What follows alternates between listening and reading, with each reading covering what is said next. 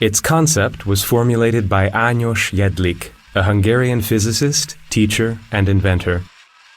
Jedlik completed his dynamo by 1861. The complicated device produced electricity by turning its axle by a crank. At the same time, Ernst Werner Siemens worked on a similar device, which he patented in 1867. Dynamos are still used for powering bicycle lights. A dynamo converts mechanical energy into electric energy. This animation demonstrates the process on a simplified model of the dynamo. The armature loop is rotated in a magnetic field which induces electric current in it. The current is utilized for powering a device such as a light bulb, then it is transmitted back onto the electromagnet.